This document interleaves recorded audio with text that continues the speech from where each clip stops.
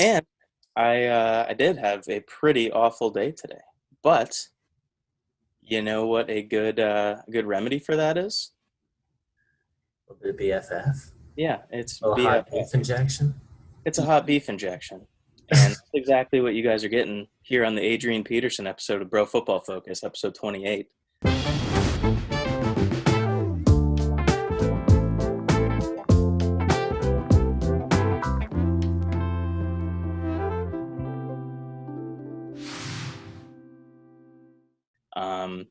I'm Hunter.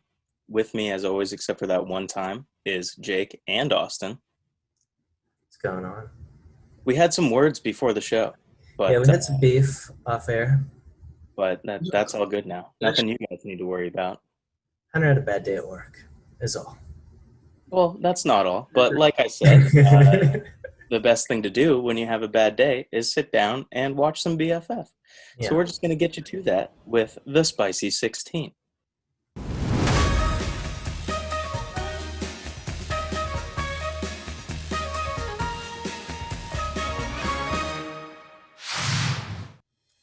The Packers took on the 49ers in our last week's Thursday night pick'ems, and Aaron Rodgers put on a masterful display of tossing the pigskin.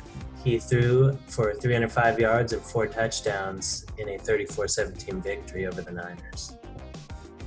The Giants beat the Washington football team 23-20. The Giants got a good lead early on in the first half and maintained that lead through the whole game. Washington led a good comeback attempt, but they were stopped 3 points short of overtime. So the Bears and the Titans faced off. Derrick Henry and the Titans keep the ball rolling in a close one over the Bears, but at the end of the day, it was Titans 24, Bears 17. Dalvin Cook had another dominant performance as he picked up 252 total yards versus the Lions, and a video emerged of his old mentor Adrian Peterson watching in awe of a Dalvin replay from the sideline. The Vikings won 34-20.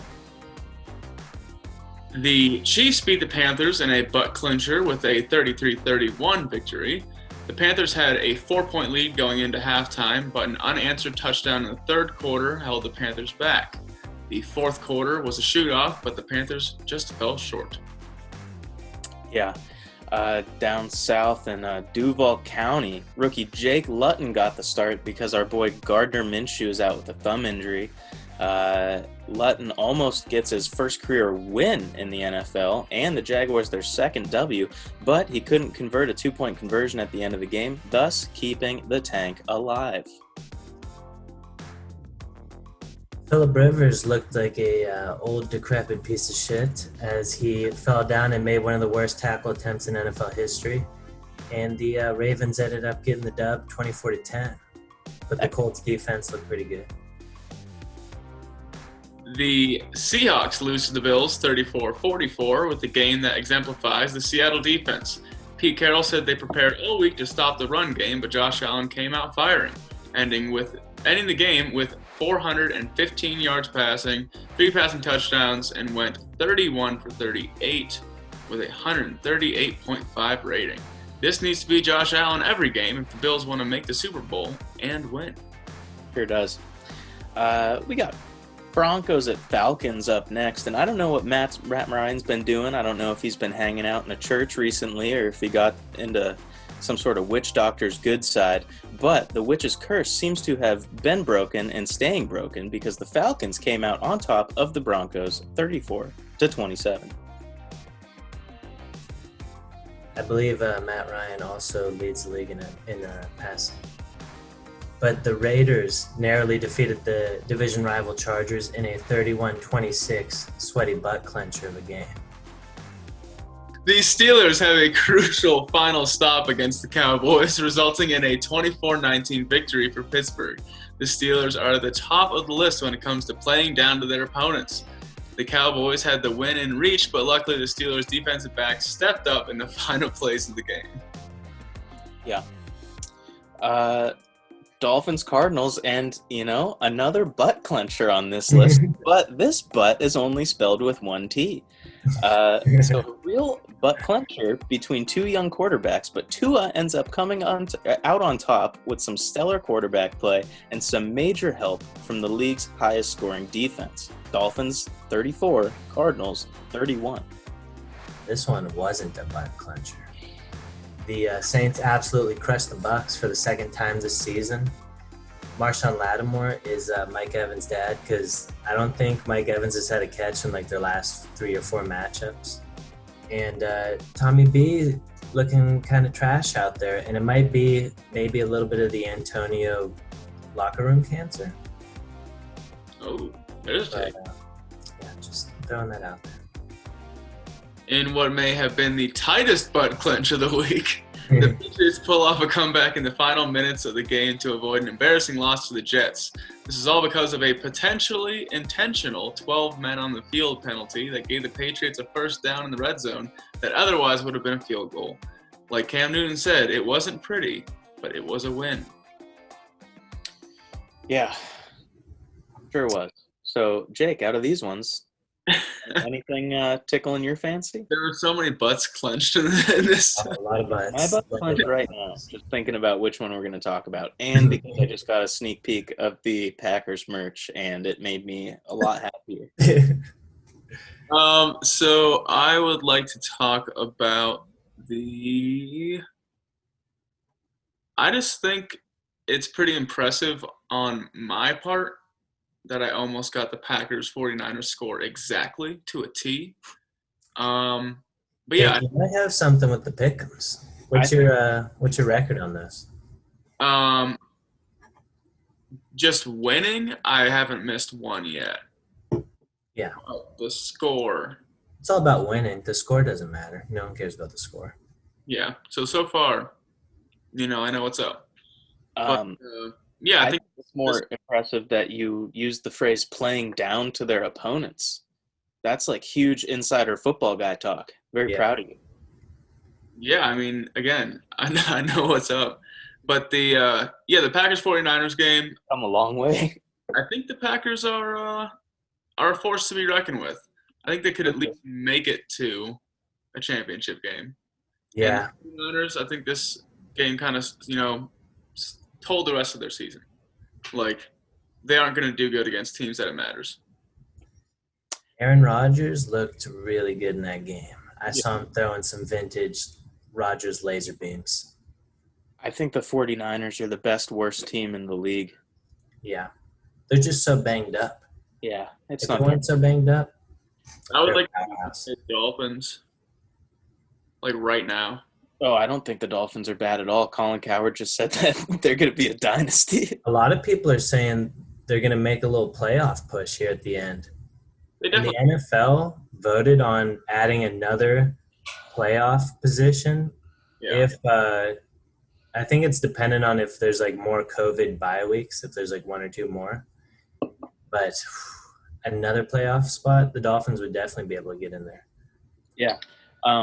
Jake, have you watched Tua play at all? Because he's not doing anything crazy, but he's playing smart, and the defense is playing good.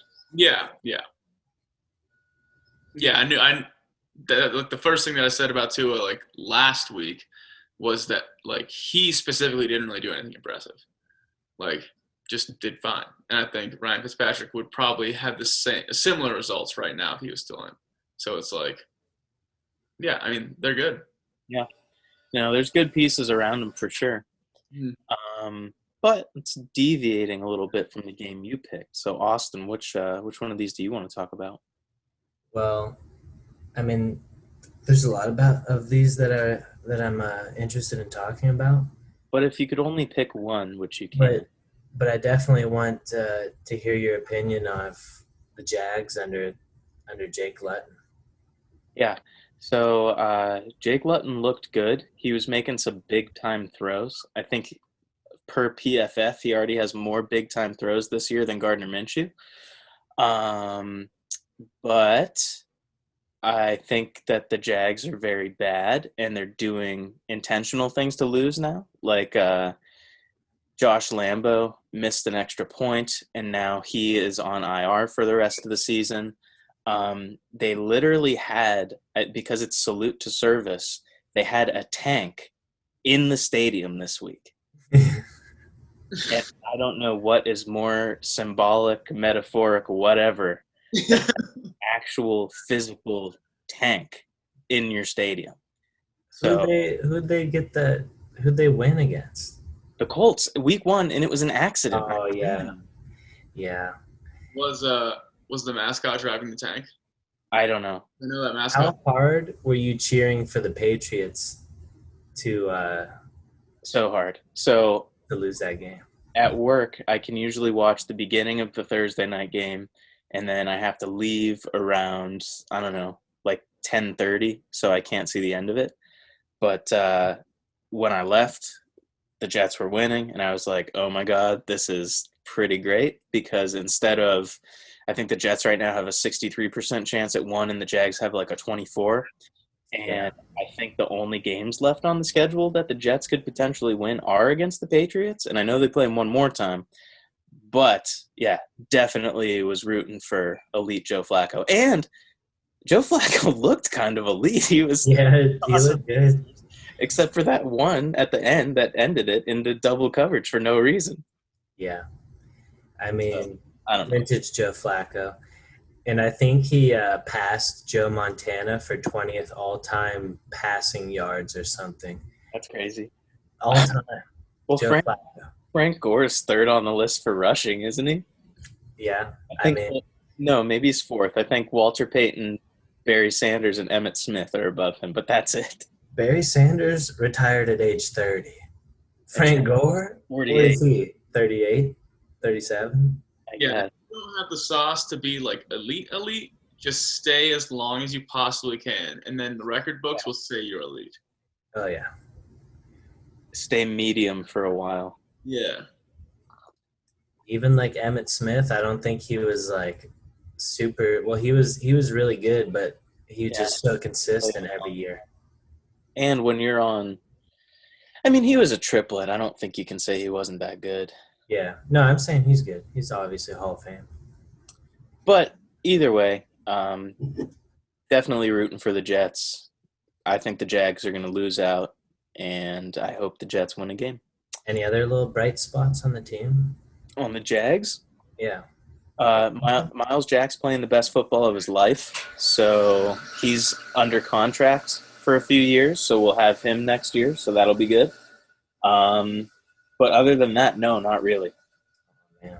James Robinson, the running back, he looks really good. I think he's like third right now on a lot of Rookie of the Year lists I'm seeing, because I forget what the stat was, but basically he has the most all-purpose yards or scrimmage yards for an undrafted rookie in NFL history through 10 games. Now, Lutton or Minshew? Neither. All right, yeah, okay. Take it, Trevor. I want Trevor. All right. We won't even bring it up. We're going to get Justin Fields or Trey Lance and ruin everything. All right.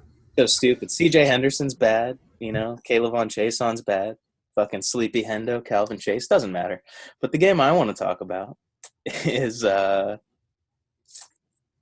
Steelers-Cowboys game, because I was watching this with Rick, and the moment where Big Ben gets hit and he goes down, he's clearly shaken up, has to come out for a little bit. Both of his legs got trapped and his knee went like that, like both of his knees. And I looked at Rick and I'm like, Rick, Big Ben just tore his ACL. I hope you know that. And Big Ben comes back out, hobbling, limping, letting him play for some reason, probably shot him up with some sort of Aaron Rodgers serum. Came back, obviously, stays competitive, wins the game because of the defense. But I hear Big Ben is playing next week, which I think is crazy, because I'm 100% sure he's playing on a torn ACL right now. Like, I know Hines Ward played his whole career with no ACLs, but 34-year-old Big Ben or whatever doing it, I think it's a little risky. I think he's way older than 34. I think he's 38, whatever. But I will say, when Rick saw it happen, it was head in the hands, Rick. Oh, man. Telling me the season was over. It was a pretty sight, but then, what happened. So they don't have any diagnosis on the knee. I don't know. I think it's Official? one of those situations where like it's probably pretty serious, but Big Ben's like, no, it's fine. Don't look at it. Don't look at it. It's fine. Supposed Yeah, from other podcasts that are smaller and like insignificant compared to ours, yeah, said that supposedly the doctor had said since his feet weren't like planted on the ground, it wasn't a serious injury, but you know, he should take it easy for a little second. Yeah, I don't know, dude. It looked bad to me. Just hit him with some horse tracks and you're good, dude. I yeah. guess. I mean, from what I'm reading, he's gonna be all right. But he is potentially a COVID, trace back. He was like hanging out with Vance McDonald's or someone. But Whoa, no free ads, dude. that's Verizon popping up on this Yeah, article. I'm gonna send an invoice to Verizon for that. Yeah, but I'm glad Rick is passionate about the Steelers. I will say, the Patriots Jets game was the most pissed I got in a while at a game. Because that penalty, the 12 men on the field, that penalty had to be intentional. Like, Yeah, it's such a pivotal point. And I was like, fuck, right there, the Patriots just lost. And then fourth down's going to be a field goal. Too many men in the field, which gives the first down. And I was like, if the Jets lose this, it's because of that play right there. And So, Jake, are you saying you were upset that the Patriots were going to lose? yes. Why are you upset about the Patriots losing? Because I think at this point, it is in the Patriots' best interest to lose out so they have a shot at one of the quarterbacks, one of the three that could be a franchise quarterback that are in next year's draft. I understand, but I also understand the players play the game to win, And Yeah, just seeing and obviously it wasn't this game, but like in a few games ago when Julian Edelman's playing and he's just playing like a shell of a ghost with no one who wants to play football in there, and like everyone's just kind of being lazy, like trying to force dumb shit, just kills the morale, and I'm sure Cam Newton doesn't want them to have a good enough or a bad enough record to get one of those quarterbacks. Yeah, Because maybe they can re-sign him next year when they have top 5 cap. exactly. Like I said earlier on in the season, this still is a prove-it season for Cam Newton, Now, Hunter, no matter what the record is so far. were you shaking your head because you don't think Cam Newton's a Bill Belichick quarterback? I was shaking my head because I don't think that they're going to re-sign Cam next year. I could see it. I mean, he does fuck up in pivotal points, but I mean, he can make it happen, but he also can fuck it up. Absolutely. He kind of led that comeback. Granted, it's the Jets. I just think for what Cam does and what Cam is, the current state of play he is showing, I don't think an extra year makes him better. I will say, I think I have some kind of internal Bills fan bias where I want them to keep Cam because I know that we can beat him. That could be it too. Yeah. This is the first time we've had the division in like 20 years. Well, I don't know. What about these Dolphins? Well, I do want to talk about the Bills game real quick Yeah, give us. because Josh Allen, we came in there and just pass play, slinging it down their throat. And I'm like, what the hell's going on? Next thing I know, we're like 14 up on the Seahawks. Quick. And they and Pete Carroll did say they weren't preparing for the pass immediately, and we just came out, knew we could jump them real quick. They didn't have their top 2 running backs, but I will say Josh Allen looked phenomenal.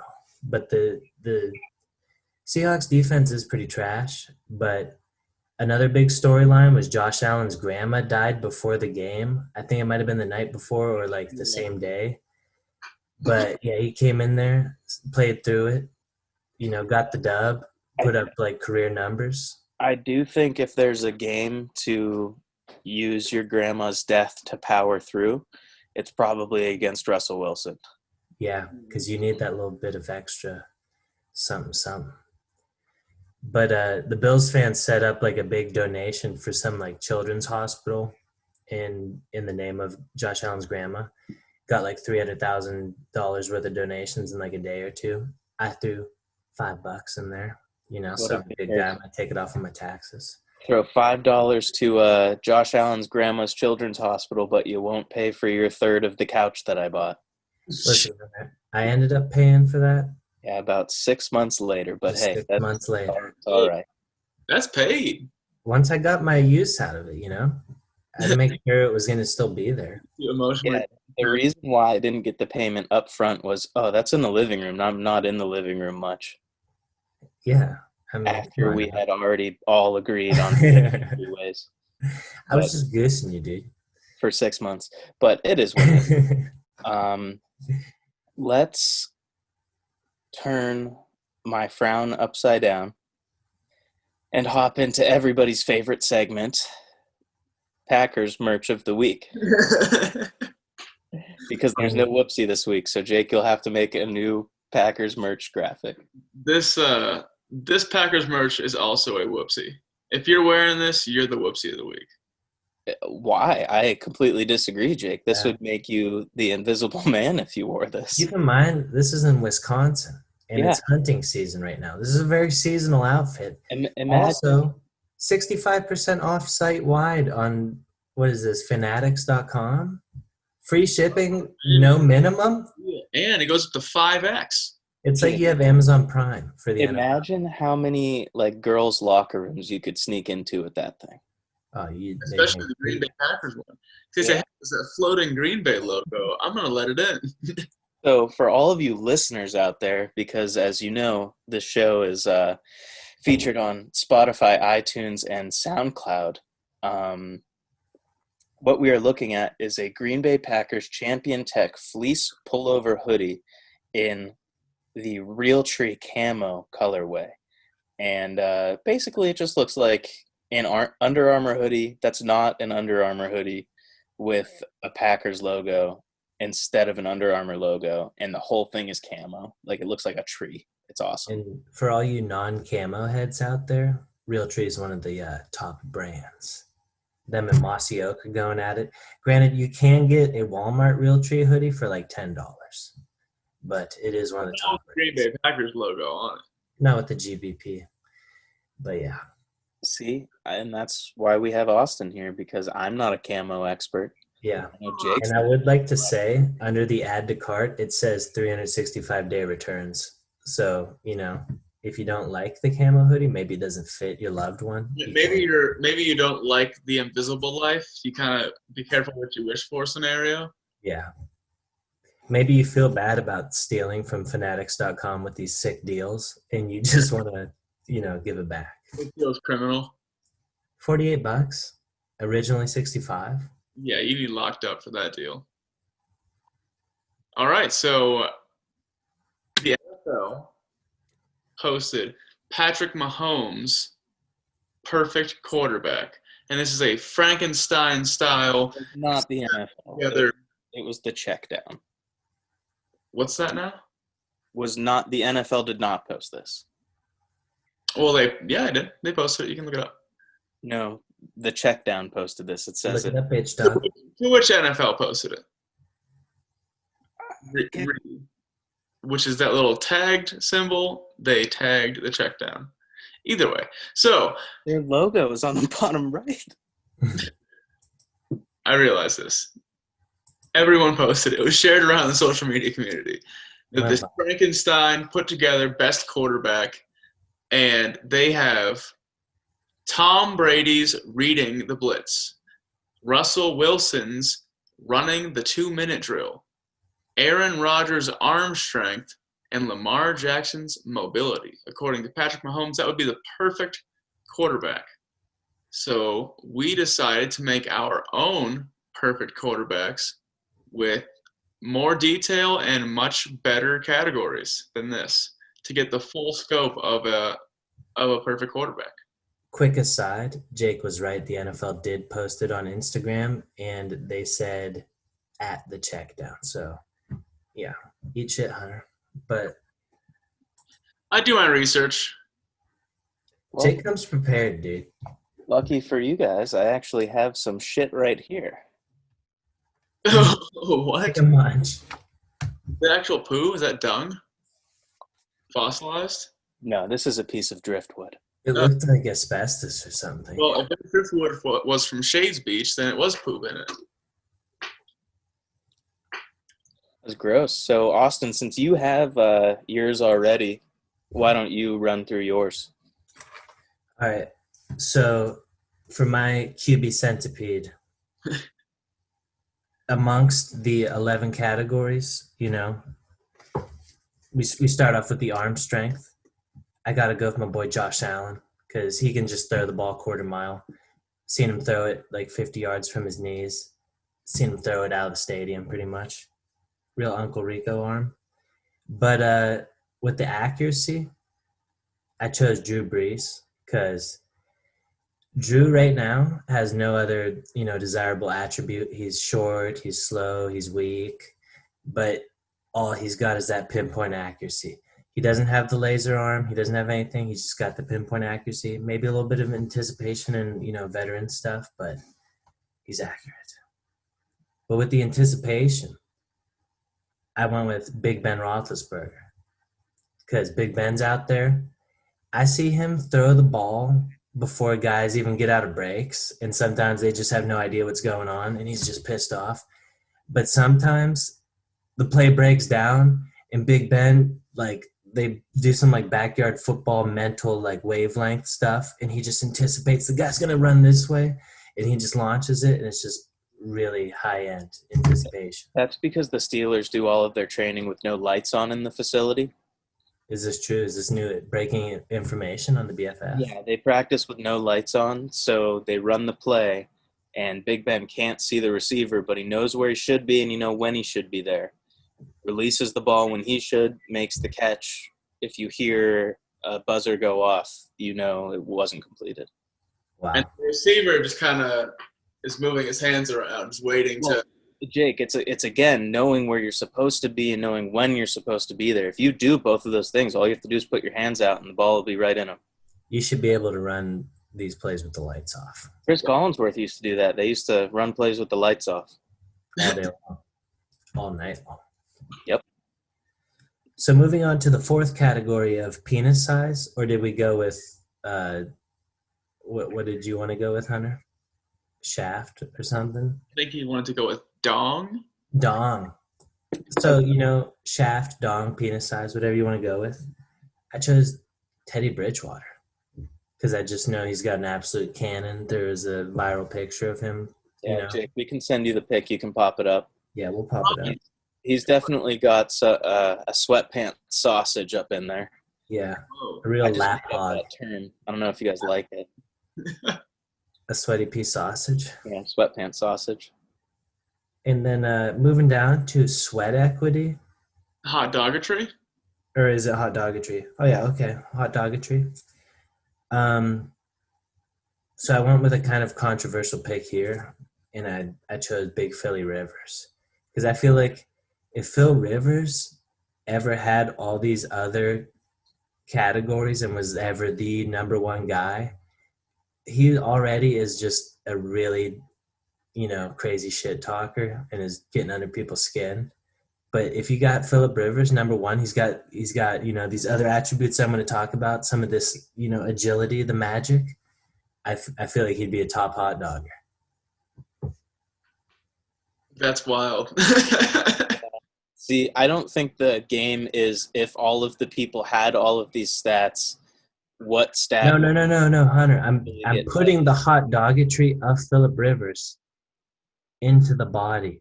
That is No, I Frankenstein. get that, but I don't think Phillip Rivers has hot doggetry to put in. I think he You're does. putting a lame dog as your hot dogger. Riverdale. You saw that tackle attempt, but either way, it's your list. Maybe he was just hot dogging on him right there. It's your centipede. Just give him a little goose. I'm going on to the sweat equity now. I put Dak Prescott down because I heard he's just a real smelly guy, probably sweats a lot. And I feel like he's putting in a lot of hard work at the facility. before he snapped up his ankle. And now that he snapped it up, he's probably putting even more hard work in trying to rehab. And I feel like he's just, putting in a lot of sweat and a lot of equities. For the Magic, I had to go with the magician, Russell Wilson. He's just always making stuff happen, miraculous plays, just dropping the ball from the stratosphere right into someone's hands. Dashing. Oh, the pockets collapse and he sneaks out, does something crazy. A little bit of magic from him. And then for swiftness, I'm just imagining like you put these little legs on the QB, and I'm going with Kyler Murray because I feel like he's just got the quickest little legs. He's real fast, and I feel like you put his swiftness with Phil Rivers' hot doggetry, and I feel like you got a real weapon. Then I go on to the gumption. I'm going to take Ryan Fitzmagic's gumption. Because Fitz is pretty much a fullback, and if he needs the first down, he's going to put his head down, even though he went to Harvard, got the highest Wonderlic score ever. He's going to take a bash on the brain to get this first down right now. And he's just, he just wants to win. He wants to win every game. He wants to play. He plays no matter what. He goes to every team, just keeps playing. He loves the game. For the ice water vascularity, I'm going to go with Tommy B, because Tom Brady, most clutch QB ever. Absolute ice water in the veins. Maybe he can't get it done anymore like he used to. But what I'm saying, you put his veins, his ice water, in the arm with Josh Allen's arm, Drew Brees' accuracy, I think that's something to behold. Yeah, that might be too good. Last but not least, the party withableness. I'm going to choose Matt Stafford because Matt Stafford is just an absolute party animal. Everyone knows it. He's always on boats with hose and stuff. If you just look him up on images, on Google Images. He's just always having a great time. Everyone says he's fun to hang out with. But, yeah, that's my perfect QB. Teddy Bridgewater's dong. But it's like Matt Stafford, Phil Rivers. Yeah, that's a pretty good one. My list has some similarities to yours. But that Phil Rivers hot doggetry is a silly answer. Yeah, that one's I might dumb. pull up some Phil Rivers doggetry. There Like timed are hot dogs out there. All right, Hunter, lay down your list. Well, this list is going to be all straight off the dome. This is going to be a freestyle list, if you will. I believe in you. So can we pick the same guy for multiple ones or no? Yeah. Oh, okay, cool. So arm strength, I'm going with Patrick Mahomes because him and Josh Allen haven't done the throw off yet, and I'm pretty sure it's similar. Accuracy, I'm going to go with Dak Prescott because if Dak Prescott is anything, I think he's accurate. Anticipation is an interesting one. I think I'll actually give anticipation to Drew Brees because I think he's been doing it for a long time, and he gets with his guys. He knows what's up. It was a real narrow battle between Drew and Ben Roethlisberger for me. Yeah. Penis size, this one I'm guessing, but I'm going to say Jimmy Garoppolo. I didn't want to say Nick Foles because I feel like that's the easy one, and also I don't like Nick Foles. So Jimmy Garoppolo gives porn stars big O's in the sack. So, and I guess if the category is just dong, it doesn't need to be huge. It could just be like porn star Jimmy's perfect dong. Yeah, it's probably not even like a size thing for him. It's probably just 100% like nice all around. Like it's not too big, it's not too small. Probably looks nice. Like when you see it, you're like, oh, that's a good looking penis. Yeah, perfect amount of girth. He's the Italian stallion. He's porn star Jimmy. Exactly. That's a good one. So hot doggetry, I think that's easy. That's Lamar Jackson. Come on. The hot dog ratio was basically created because of Lamar Jackson. Real low hanging fruit. Sure is, but it's not dumb. So Lamar Jackson's got my hot doggetry. Sweat equity, I'm actually going to put Phillip Rivers there because if you've ever seen Phillip Rivers take his helmet off, he is always furiously sweating. Always. No matter the situation. Magic, I am going to give to Russell Wilson as well because he does just do things that nobody else can do. Like he just escapes pockets that are crazy. Swiftness, I do like your reasoning for Kyler Murray, but I don't want to pick the same one you did. So I'm going to just say Lamar for that one too. I mean, if you have the hot doggetry of Lamar and the swiftness, Yeah, exactly. it's a good combination. Gumption, that's where I'm putting Matt Stafford because Matt Stafford, as we all know, I've seen him go in there, break his arm, and then go back in and win the game. So Matt Stafford has my gumption vote. As far as clutch, I don't think anybody is as clutch as Tom Brady. You know what? No, I'm not going to give it to Tom Brady. I'm going to give clutch, ice in their veins, to Big Ben. I mean, he's the only other choice, I guess. Besides, you could throw Russell in there, but he's blown a big Super Bowl. I feel like there are just countless times where, and it might be more on the receivers than it's on Big Ben. But then again, Big Ben's been there for a long time, and it seems like any receiver that they put in just does well. So maybe it is a Big Ben thing. But they can be down, doesn't matter. He just chucks it up somewhere, escapes the pocket, breaks 5 sacks. So I'll give Big Ben the clutch trait. And as far as party withableness, an NFL quarterback that I want to hang out with. They could be a backup, too. Doesn't have to be a starter. It's probably not, though. It could be like Taysom Hill. It's definitely not Taysom Hill. If we had like a gadgetry category, Taysom Hill would be in there. Oh, absolutely. It's not Kirk Cousins. I think he's the least partyable with quarterback. Yeah. Big green egg grill. What? He probably has one of those big green egg grills. Oh. Stop on there, throw some, Dollar Tree burgers on the grill. Party withable, I think it's between 2 people for me. And I am going to give it to, because I feel like I've not been giving him a lot of love lately, I'm going to say Gardner. In the back of my head, was thinking maybe Gardner. Yeah. I had a couple guys running through my head, but it was between Baker and Jimmy Garoppolo again. But like I said, I want to give Minshew some love. Yeah, I like that pick. Thanks. But Let's get QB Hunter for off the dome piece. That's my sentiment. You were all worried about it. I wasn't worried. I just wanted a better list. Like I would have liked to have put Aaron Rodgers in there somewhere, but I think an all-time list would have been fun.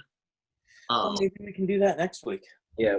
But my list has features of both yours, so I'm going to bang these out. Arm strength, Patrick Mahomes, for sure. Accuracy, I went with Russell Wilson. Because especially with those deep balls, like he can just drop them like exactly where they need to go. Number 3, anticipation, putting Tom Brady. Because minus this season with brand new receivers, like how many times Patriots receivers would be like not even in their break and like the ball's being thrown and then it's right there. So he's the best with anticipation for sure. So when I was making this list, I saw penis size and just like automatically put Chris Jones, but I just realized he's not a quarterback until I said Jimmy G. But I want to keep it there. It was a natural. He can be the one sub tag in. We could do like a defensive tackle Frankenstein as well. Yeah, we all see when we did this initially, I thought we could put anybody in there. So obviously Chris Jones was going to be my dong pick. I didn't know we were just picking from QBs. Yeah, and that's just the physical imprint of his penis on my brain. The mushroom stamp. Exactly. So for hot doggetry, it has to be Lamar Jackson. He's just fucking untouchable sometimes. The difference, Close as Kyler, I think. neither of you, I agree with that as well, but neither of you had this person on your list. But for sweat equity, I'm putting Joe Burrow because he does sweat a lot, but you can tell when he plays, he every time tries to single-handedly make that team a good team. Even though he fails, he still will do what he has to. I don't think Joe Burrow is the one failing, though. I feel like Joe Burrow is playing really good football, and everybody around him is failing. Yeah, that's what I'm saying. That's what I'm saying. Like the team is, even though the team is failing, he is gonna drag him along if he fucking has to. Then number 7, Magic. I think the most magic comes from Russell Wilson. Easy. Because he has a little bit of hot targetry, he has the accuracy, he has a big playmakers, and that's just a perfect storm for Magic. Swiftness, I also went with Kyler. Because I agree, he's like a young Russell Wilson. Then gumption, will to win. This is where I put Josh Allen at. Because I feel like he will put his body on the line, but also he might, like, he does it to almost a, like, oh my God, what the fuck did you just do that sense? Because he will try anything. Even if it's kind of fucking stupid. He will do it. Yeah. So he's willing to put it all on the line. My runner-up for gumption was Deshaun Watson. That's a pretty good one, too. Deshaun Watson's got some gumption. So, ice water, clutch, obviously Tom Brady, most clutch of all time. And party with the boldness, I'm giving to Lamar Jackson. Big trust. Lamar. Interesting. Not what I saw coming. What do you think Lamar sips on at the parties? Hennessy. Yeah, probably Hennessy. You don't think maybe some of that purple drink? No. 'Cause maybe he needs to slow himself down a little bit. Purple Fanta? Yeah, Like, maybe. Purple Fanta, but I don't think Lamar Jackson does lean. I don't think he parties at all. Mixing a little of the syrup with the Sprite, just trying to slow down a little. I'm sure that's how he talks after the game. He's probably juking people out of their shoes at parties. He needs to chill out a little bit. But, all right, clearly our lists were better than the check down / NFL / Patrick Mahomes perfect quarterback. Well, yeah, of course it was better. We had 7 more options. A lot more detail, a lot more, Now, good stuff. you're going to have a lot of trouble making 3 pictures of people with all of these different pieces. Like, you're going to be real hard-pressed to find pictures of all of those players' limbs in the perfect positions. Yeah, especially the penis. I'm gonna Yeah. ask him, like, hey. The penis will be the least hard one, in my opinion. The Teddy Bridgewater one, we'll be able to get right in.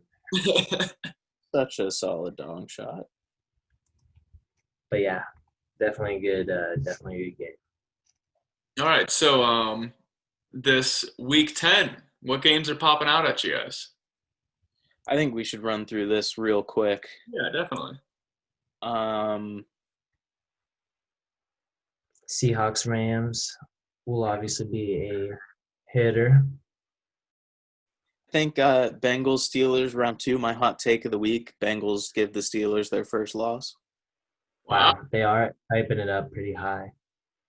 They posted a picture of TJ Houshmandzadeh wiping his cleats off with the terrible towel. The Bengals did. Steelers week. I think the Bills Cardinals will be a real good game. Just 2 young quarterbacks going at it. 2 up and up. Chargers Dolphins will be good. That'll be a fun game. Chargers Dolphins. 2 rookie of the year candidates potentially. Yeah, QB slinging it. definitely. Yeah. I think it's a solid week. Solid week of ball. The Colts Titans as well. Yeah, what do we want to hop into the pick'ems? Yeah. Titans Colts. Yeah.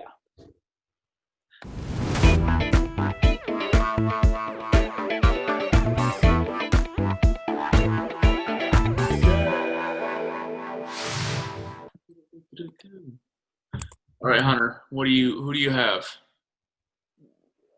So I think it's pretty obvious that the Titans are going to win this game. And I think they're going to win it pretty big. I'm talking like maybe by 2 scores. I'm talking Texans 28, Colts 14. Interesting. I also believe the Titans are going to get this dub, but I don't know if it'll be that high scoring. I'm saying Titans 21, Colts 14. Wow. But So This will be the first time that we're all on the same page. I'm Yeah. going with Titans, and I just want the fans to know I did type my scoring before Hunter, so I'm not taking off of his. But I'm saying Titans 28, Colts 25. I think it'll be close, and maybe they'll stop some type of field goal happening at the end. But yeah, I think it'll be close.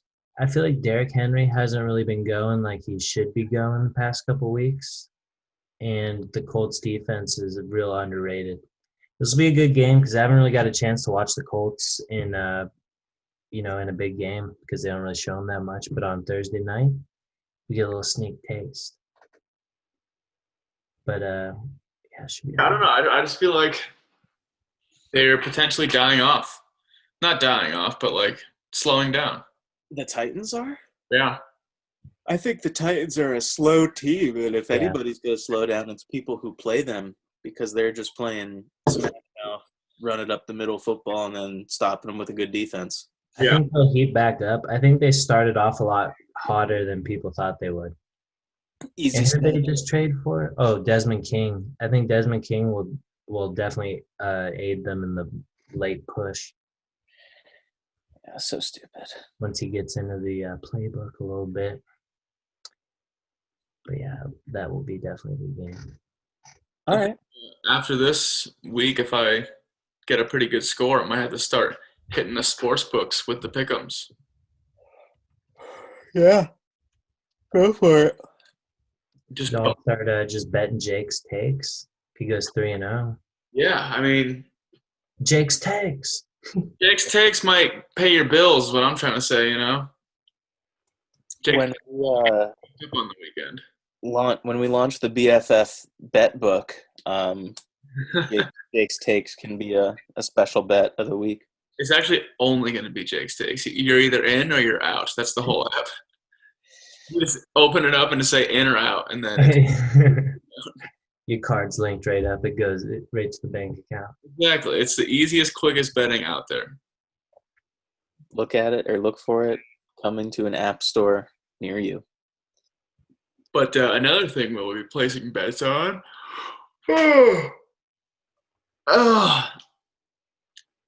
Another thing we'll be placing bets on is the fun game of the week, which is a little different, but we're doing our of the year awards predictions.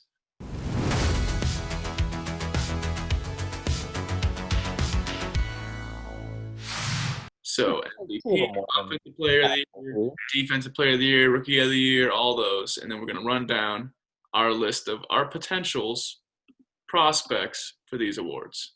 Well, mine aren't potential. Mine are the guys who are going to win it. Oh, okay. So are we doing, like, we each do our whole thing, or are we just going to do one at a time? Let's do one at a time. Okay. And I don't think we should do MVP first. We should probably do that last. Okay, that's fair. You want to start bottom up? Yeah, I don't care. All right, so we're starting. What was CP comeback player of the year? Yeah. Yeah. Oh man, I mean that one could be a pretty easy one if you look at it. But the comeback player of the year, I feel like it would have to be Alex Smith, even if he only throws like one touchdown. Like I don't think he's thrown any touchdowns. I think he did. Let's look up his stats real quick. I think he just came in last week. Alex Smith. Stats. He got One again. touchdown, 3 interceptions. Yeah. I mean, I think maybe Gronk could get it. I don't know. I feel like both of those people came back worse. I don't think that's what that award's about. no, I know what you're thinking, Hunter, but I feel like, I get it with the Alex Smith thing. Like, he shouldn't have been. That would be like Ryan Shazier coming back. and I feel like all the other players, like Derwin James, could have been comeback player of the year, but he got hurt again. Like, there's no one. Well, we'll hear your take though. Yeah, I got a good one that I think it'll make you maybe rethink yours a little bit. All right, I'm gonna stick to Alex Smith though. I'm just gonna throw him in there. That was just off the top of my head. This is all freestyle. Yours is Gronk. Yeah, I spoke out of turn, but mine is Gronk, yes. Okay. My comeback player of the year is a person who hasn't been in the league for a little bit due to off the field issues, but he came back. He's a little older, and he is stepping right back into the shoes he left. My comeback player of the year is Aldon Smith. Oh, I thought you were gonna say Antonio Brown. No, Aldon Smith's a good one. I know. I wonder how many sacks he's had. Probably a good amount. I do remember he was leading like pretty early on. Yeah, that's a good one. Aldon Smith. All right, Austin, give us your, what is this, Rookie of the Year? The rookie of the year. So, oh man, there's a lot of rookies balling out right now. Personally, are we doing just offensive rookie or just rookie of the year? Keep in mind, not to go back to that, but Aldon Smith hasn't played in the NFL since 2015. So he's missed football for 5 years. That is pretty crazy. And I remember he started off like he was neck and neck with Von Miller for like sacks, and he was like projected Hall of Fame stats. he only has 5 sacks. He has 2 passes defensed. But for a guy who hasn't played football in 5 years, that's nuts. Yeah. That is pretty crazy. But so all right, so this says just rookie of the year, but offense or defense or just both? Because I don't know if there is really a rookie of the year. I I think it's just both sides. Well, then, yeah, I mean, give 2. All right, so my offensive rookie of the year would be I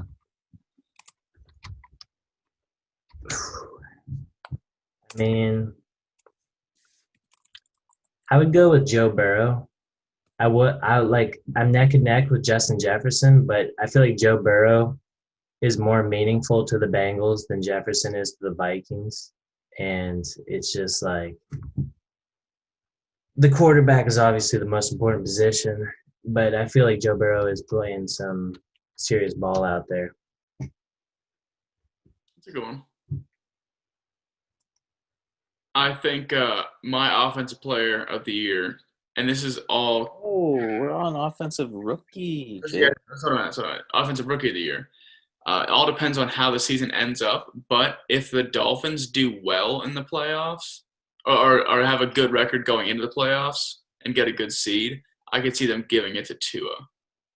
If he doesn't, Yeah. because he would then take the previously like almost worst team in the league to the playoffs. Yeah. It'd be hard to pitch because Ryan Fitzpatrick set him up pretty nice, but Yeah. if he does ball out from here on, definitely possible. My offensive rookie of the year is Justin Herbert, because I don't think anybody besides Anthony Lynn thought that Justin Herbert was going to do what he's been doing. I don't even know if Anthony Lynn thought that. Yeah. But I think he stepped in with the whole Tyrod thing happening, kept the job, and he's just outperforming, not necessarily where he was drafted, because he was drafted high, but he is definitely outperforming expectations. Oh, yeah, 100%. I agree. So defensive rookie of the year. So defensive rookie of the year, I'm going to go with Patrick Queen from the Ravens. I just think he is a little bit of a baller. I don't know, dude. I think if you look at the stats, Pat Queen's been kind of falling off a little bit. But I just think that he is, a speedster. He's made a lot of tackles. I've seen him return a fumble for a touchdown. Flies all over the field. He just really pops out of the screen to me. I feel like he's my pick there for defensive player of the year, or defensive rookie of the year.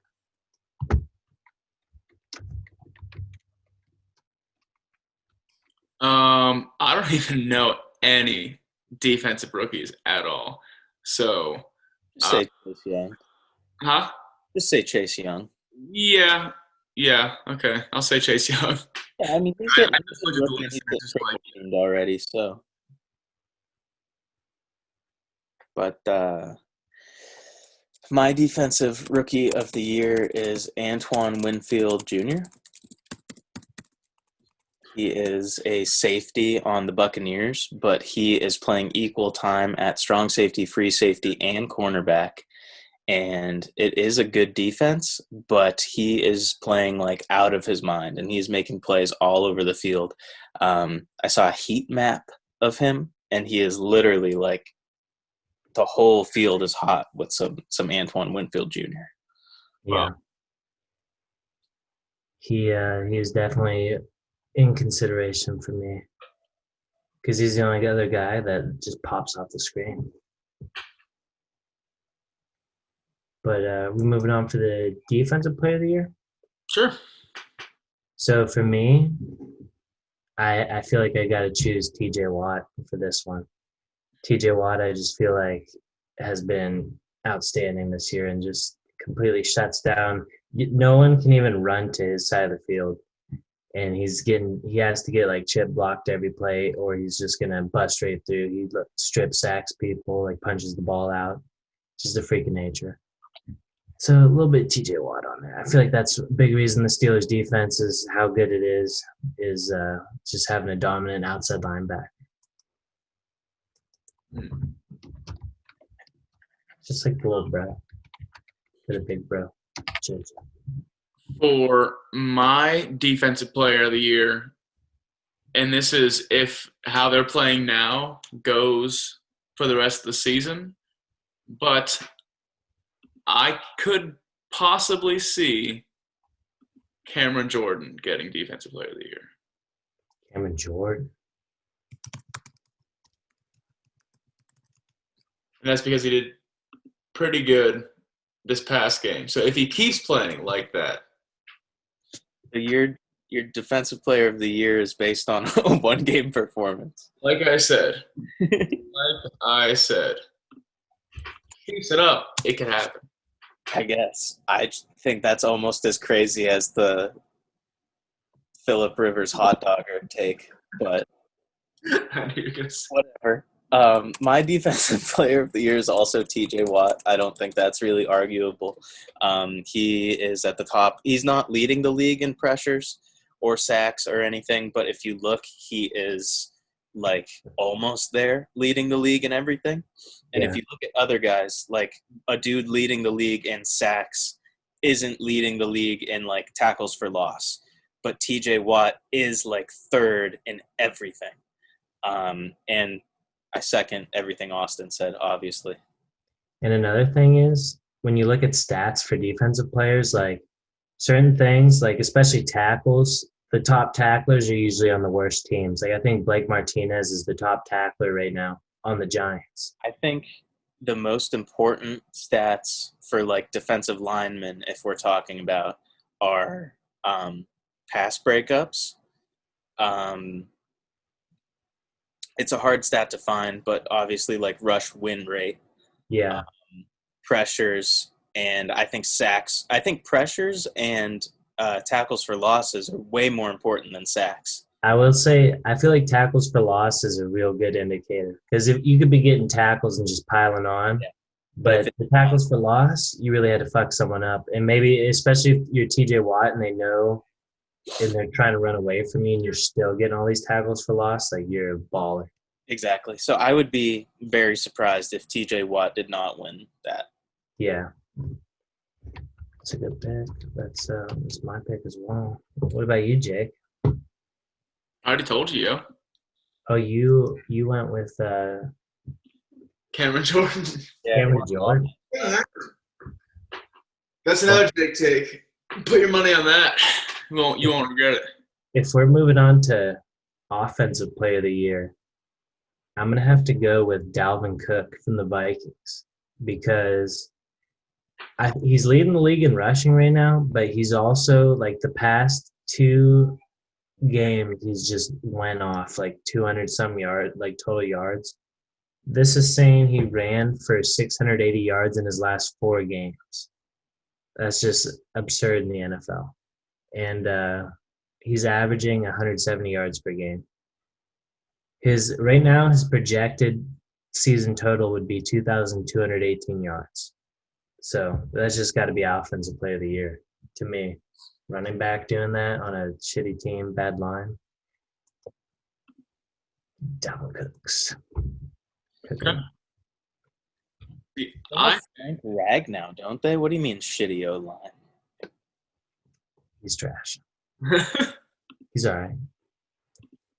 So for my offensive player of the year, I would give it to Alvin Kamara. Big Al. I do think Alvin Kamara leads the league in all-purpose yards. Alvin and the Chipmunks. But he's pretty good, as the kids would say.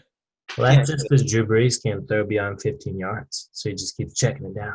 Hey, it's not about why you're good, it's about if you're good. I guess. My offensive player of the year is also Dalvin Cook. He's just doing crazy stuff. He's swift. He's nimble. He cuts on a dime. And back from a major injury last year, no? I was going to say the only question is, can he play for the rest of the season without getting snapped up? Because the record has shown. Well, this is the mid-season awards, so doesn't matter. I mean, I thought it's our predictions. If we're just we're basing it on what we know now. I mean, again, you can put your mortgage on my bets. Yeah, literally every single one. Jake said, just so you guys know, this is based on if they keep the track up or keep, on the same track. Jake's all about analytics and charts and graphs. Exactly. I turned into a nerd. He's our graph guy. All right, hit us with the coach of the year. Is it me? Unless I don't know. He's going to say Sean McDermott. No, for me, I'm going to choose Mike Tomlin because I just feel like Mike Tomlin, I don't think he's ever had a losing season. Nope. I know he's somehow dealt with Antonio Brown for an entire career without exposing that he's a psychopath. He's dealt with Big Ben, Le'Veon Bell, like all these, like fucking Martavis Bryant. Who's that dude who shot himself in the fucking leg? The Plaxico Burress. Just absolute haymakers of people. And Joey Porter, like starting fights after the game on his coaching staff. He somehow brings them all together. He's a real locker room guy. I feel like he definitely like gets the morale up with the people. And he just nails a draft at wide receiver every year, just kills the draft, hits good defensive players. Even like Bud Dupree, he took a long time to develop, but now he's hitting off. TJ was a great pick. Devin Bush was a great pick. Traded for Minka. I just think Mike Tomlin is for how young he is, like he's at the peak. He's a player's coach. Yeah. So Mike Tomlin.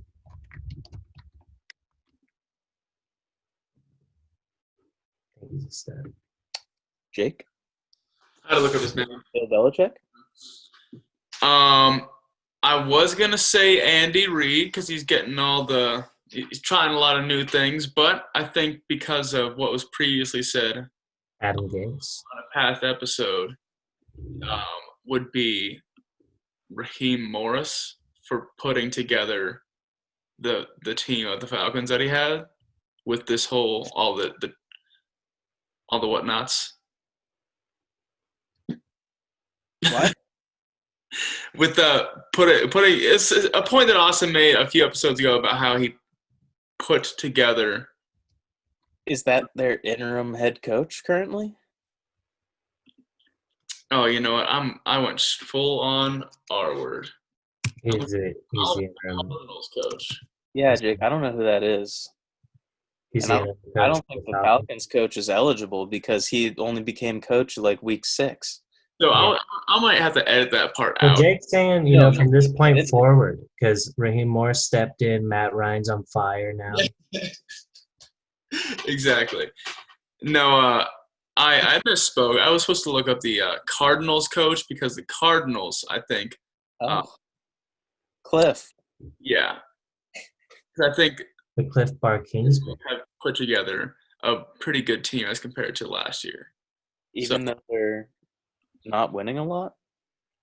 I still think they're good. They're a good bad team, They're winning a lot. They're 5-3. winning more than the Patriots. And Bill Belichick, who could be the best coach of all time. That's why 5-3 is a very tasty record, Hunter. A lot of people love to be 5-3. we do it for the crazy takes here. But my coach of the year is also Mike Tomlin, because he is like, I'm not counting all the stuff that he did years previous because it's this year's award. But he's the only coach that hasn't lost a game yet. So I don't know how you can't say he's not the coach of the year. I will add that he dealt with that Titans COVID situation pretty good. He's just a good guy you want in charge of the team. So who's the Yeah. MVP, Austin? I mean, I think you know who I'm gonna choose, Hunter. You gonna choose Josh? I'm gonna take my boy Josh Allen. I That's just feel like if you remove Josh Allen from the Bills, they might not win a game. But you put him on the Bills, we're 7-2. We made the playoffs, 2 times in the past 3 years, which I'd never seen them make the playoffs in my entire life until we drafted Josh Allen. But it's just I don't know. I mean, you could make a case for a couple other guys, but I just feel like if you remove them from their teams, they're just not as valuable. Like if you take Russell Wilson off the Seahawks, that would be probably the only other one that would be even close as far as someone who puts a team on their back. I think if there was a most improved award, I would definitely give it to Josh Allen, but definitely not MVP. I think that's ridiculous. I will also say Josh Allen, I think he's 3rd in the league in passing yards, and he's only 100 behind Mahomes, and Matt Ryan's in the lead. But also, they had a stat for the most yards under pressure, and Josh Allen is leading by I think he had 900 passing yards under pressure, and the next highest was 500. Our line is trash. People are busting through. He's got the only real top-notch receiver we have is Diggs. We don't really have a tight end. John Brown is really good, but he's not some of these other teams the Buccaneers. Godwin's your second. Antonio Brown's your third option. Josh Allen's got Smokey Brown and Cole Beasley. No tight end really. Dawson Knox had COVID. Tyler Kroft not very fast. No running game. He's putting the team on his back right now. Yeah, it's a good breakdown. I'm picking up what you're putting down. He's doing the most with the least. That's definitely fair. I think I'd have to give my MVP though to Russell Wilson just because of how much attention has been brought to it this year specifically. Yeah, I mean, He's never received a and vote. again, he's extremely good. He definitely deserves one, but I feel like the way the Seahawks built after they got him and they gave him that huge contract, they couldn't pay anyone, and all those Hall of Fame defensive players left, and they couldn't afford to get any weapons on offense. It's just built for him to run around and do magic. Yeah, But he can do that. He can. He's the guy who can do it. Yeah. I definitely think it's ridiculous that he's never received a vote. I think if this was like week 4, he would totally be my pick, but he definitely hasn't been on like the ridiculous trajectory he was early in the season. And I don't know if you watched the Bills game, but I feel like we were shitting on him, like we were sacking him, strip sacking him, doing all this stuff. And then he put on a bunch of garbage stats at the end, but we were just playing super off coverage, like not even trying, just letting the game clock run out. I wouldn't even count any stats or take anything at all from that game because everybody on the Bills was playing for Josh Allen's dead grandma. And she debatably could have, been there too. Like Ames in the outfield style. Yeah. You think he was whispering in Russell's ear something crazy? Probably talking about future or something. From the other team. But Bills did play Sierra's, like a couple Sierra songs when we sacked Russell. So Lil Smoke. Wow. Lil Smoke from the Mafia, dude. Maybe released footage of them taking her out on a nice date, and then maybe training her out like there's no tomorrow. Maybe that would probably get Josh Allen just laying his mountainous slong down on her. Yeah. I mean, of course, after taking her out and treating her to a nice dinner, of course. Yeah. Jeez. My MVP is Patrick Mahomes because if we are talking about a guy who I think the whole team rides on, and a guy who does stuff that nobody else does, and just like a completely unique player. I understand that the Chiefs have a shit ton more pieces around Patrick Mahomes than like Josh Allen does, but I think the Bills would win more games without Josh Allen than the Chiefs would without Patrick Mahomes. I entirely disagree there. Well, that's because you're a Bills fan.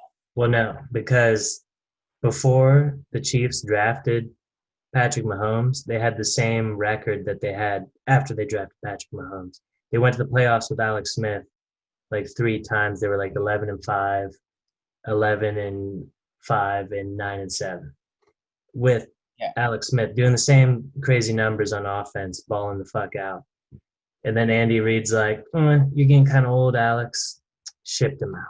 I'm not just talking about stats, though. I'm talking about situational stuff. Like, no other QB in the NFL can do what Patrick Mahomes does, where he just, like, can will a victory. Like, every single game in the playoffs, they were down by multiple scores, and he rallied back in all the games. Yeah. No, I definitely know what you're saying.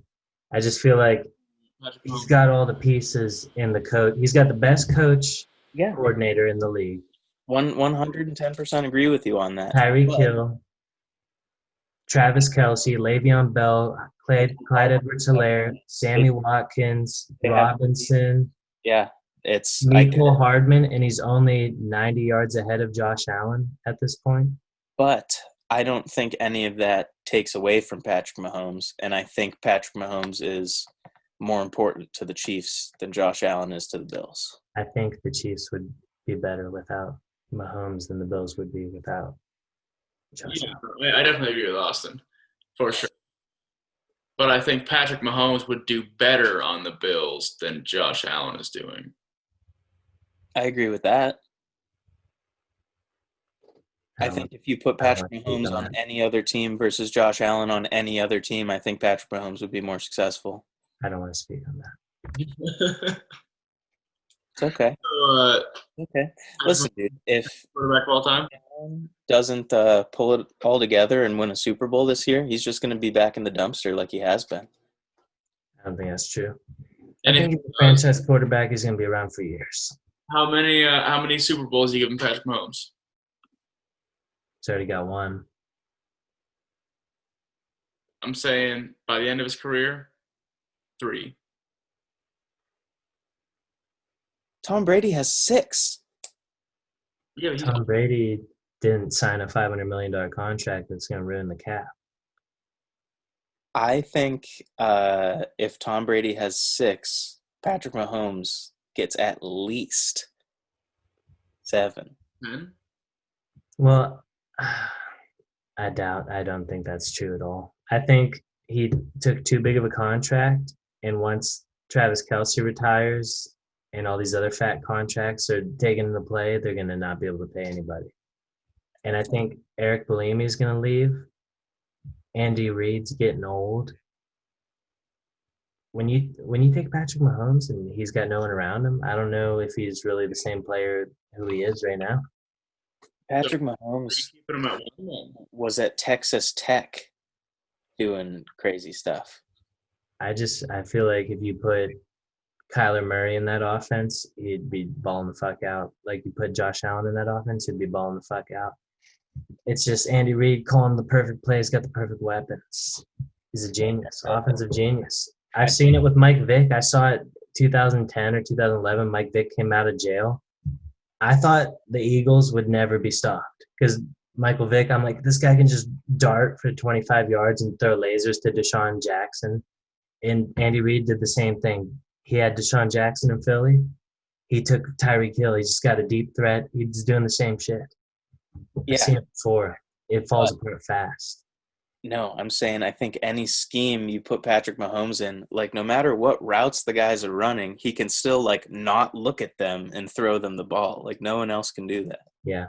No, he's definitely, I'm not going to say he's not one of the best I've ever seen. Are you holding him at one then, Austin? Am I what? So you're saying Patrick Mahomes is just only going to have the one Super Bowl he has? I'd say he's going to get another one. He's going to at least get I might go with the 3 number 2 because honestly, he's just so young. He's only, 25? No, he's younger than us. I think he's 24, 23. However old he is, you know, if he's gonna play 10 more years at a high level. But then again, you look at Aaron Rodgers, he's got like a similar talent. He won one kind of early and then hasn't done shit ever since. He's 25. I feel like Aaron Rodgers is almost the same quarterback as Patrick Mahomes. Just Patrick Mahomes has a little bit stronger arm and is a little faster, but they're not. I think his mobility is better. Aaron Rodgers has great mobility. He ran a 4.7. Like he's always been like pretty good. He's just getting old now. Patrick Mahomes I think he has good stopping, which is sometimes better than going in terms of running the ball. No, I'll give Patrick Mahomes 2 Super Bowls. Okay. Yeah, I'm going to say 7. I think he's the best quarterback of all time. Wow. And I will say, if you look at Andy Reid's track record in the playoffs, he's choked every year except for last year. So, Well, because he didn't have Patrick Mahomes. it's true. He might be the final piece. Yeah. So, and going back to the cap space stuff, I think if Andy Reid is this like miraculous coach we think he is, I think he'll be just fine putting other pieces around Patrick Mahomes. Yeah, I think we see that kind of with Mecole Hardman. Like he's got the perfect backup for. He's a tall Tyreek, you know, big white tight ends. You can find one of those guys anywhere. Go to Iowa. You don't find a Travis Kelce anywhere, dude. They're breeding them like rabbits. Travis has wide receiver footwork. Yeah, I know, dude. Tremendous hand. George Kittle, T.J. Hawkinson, Noah Fant. 3 in 2 years. Honestly, Travis Kelce, I think he's like top of the league in receiving right now. And those playoff games last year, that one I think against the Texans, wasn't he the one who caught like 4 touchdowns or something? One of those games he caught like every single touchdown. It was like, Jesus. Travis Kelce is a absolute monster. Yeah, he's pretty good. Big game over. You know who hardly gets any touchdowns caught on him? Who's that? It's Marlon Humphrey, number 29.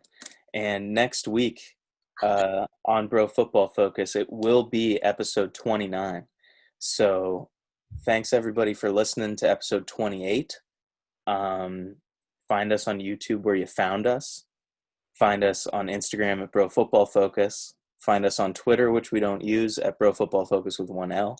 We use it once in a while. If they could tune into the Bro Football Focus private message that I don't even tune into, if the fans could take my spot, then that would be a news feed worth the wishes, you know? Yeah, but you do all that stuff. If you're on YouTube, you already know where to find us. But until next time, next week, the Marlon Humphrey episode, which might be coming a little later than expected, and it might actually be a bit of a weird episode. might not be even about current football. Well, don't shoot it down before it flies. Well, I'm just saying I'm not doing next Wednesday, and when we would be able to do the other one, it's going to be strange time-wise to talk about games that are current. We'll figure it out. But whatever we do decide to do, it will be different and interesting. It will be. And you might even see some former favorite guests we haven't had a guest on in a while. Yeah. And maybe our first female guest.